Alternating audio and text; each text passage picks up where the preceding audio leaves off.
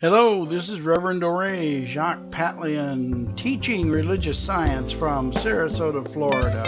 You know, religious science has been called the perennial philosophy because it runs like a thread through all great religions, and it was the basis of original Christianity, the teachings of the Christ, until it became formalized by the church. Today, we're going to start a series called Sound Bites. The first soundbite is entitled Losing the Blues, Rule Number 1. Have you ever had the blues? Just about everybody has. I have after each of my divorces. Yeah, I was a serial monogamist, but I've well and truly learned my lesson. My dear wife, Susan, really cured me of that one by being so wonderful I just can't imagine living without her. What or who gave you the blues? We all have them at one time or another.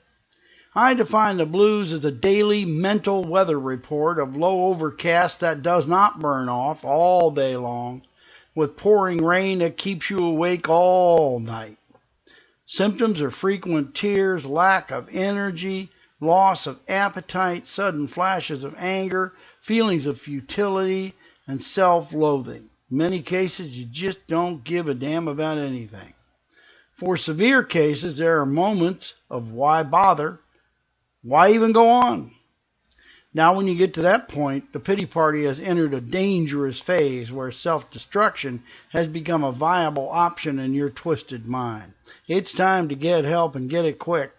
Here are 4 good ideas that you can try at home to snap yourself out of the blues and save yourself thousands of dollars in therapy and prescription drugs.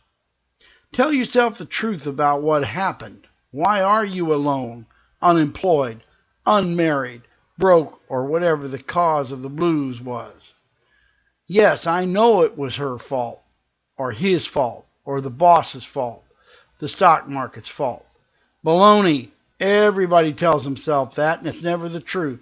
Nobody does anything to you that you did not choose to participate in, unless they held a gun to your head, literally. It takes 2 to dance, and you not only danced, you brought the music.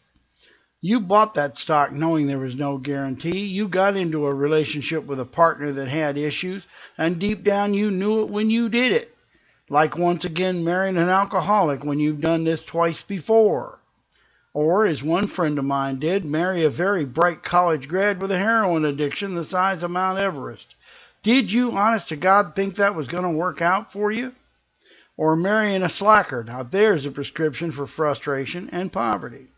Yes, you invited these people and situations to come on in, have a seat, and make yourself comfortable in my world.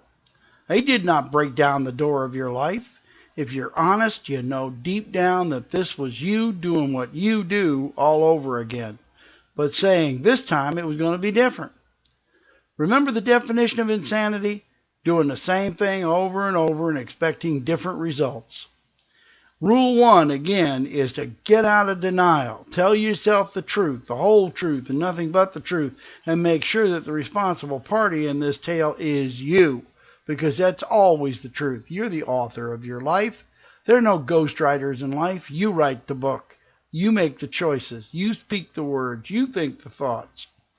Treat the blues the same as you would treat alcoholism. Start with the unvarnished truth. You know, an alcoholic never gets cured until he looks himself in the face and says, you're a drunk, you're an alcoholic, and I've done it.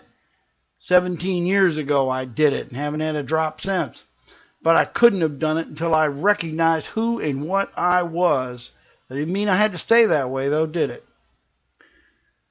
Treat the blues the same as you would treat alcoholism, with that unvarnished truth. You know, denial is a river of sorrow, not a river in Egypt. Now, once you looked yourself in the mirror and said, I'm an alcoholic, a codependent, gambling, sex, or drug addict, then you're ready to be helped, and not before. Now, check in for the next post. It's going to be rule number 2 of Losing the Blues.